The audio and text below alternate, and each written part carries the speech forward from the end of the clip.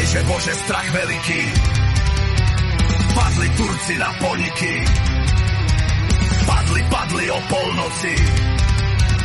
Jajže Bože, niet pomoci.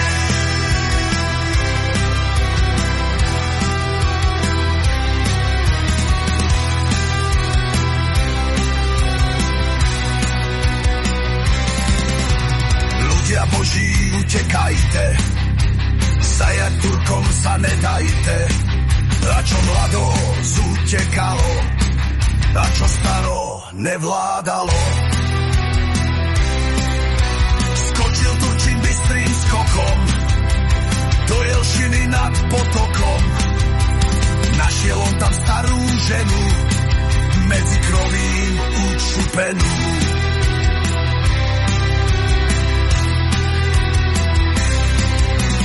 Také o nej robí muky, do železa dal jej ruky, povraz hodil jej na šiju a o koňa pripel si ju.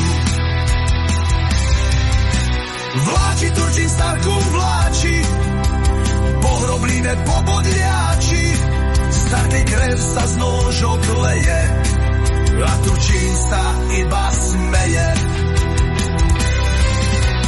A keď ona už ustáva, kančukovi pošiváva, a keď ona na zem padá, ostrohami bok ju báda. Hučia Turkovčaty, poháňajú ľud zajatý. 13 mesiac už on mladol a oni vždy tiahnu nadol. Ten turecký svet ďaleký, prešli oni prez 3 reky, zašli oni za 3 hory, zastali pri šírom mori. A nad morom mesto leží, týči k nebu 1000 veží. Jaj Bože, len spúvno je to, na tých vežiach kríža nie to.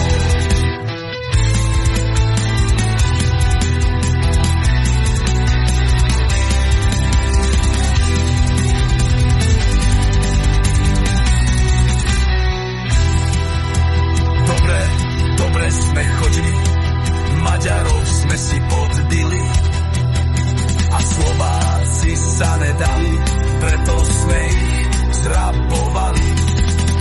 A čože je tu nového, povedz Jenko, dač dobrého. Dobrá, tu novinka, požehnal ti Pán Boh synka. A ja vediem otrokyňu, nášmu synku barovkyňu, keď ho bude kolísavať, pekne mu spievavať.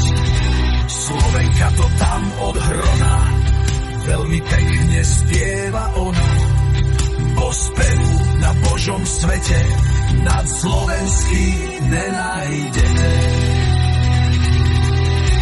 Turčín sedí, kávu pije a Turkyňa zlatom šije a starka si spieva, týše a Turčiatko im kolíše.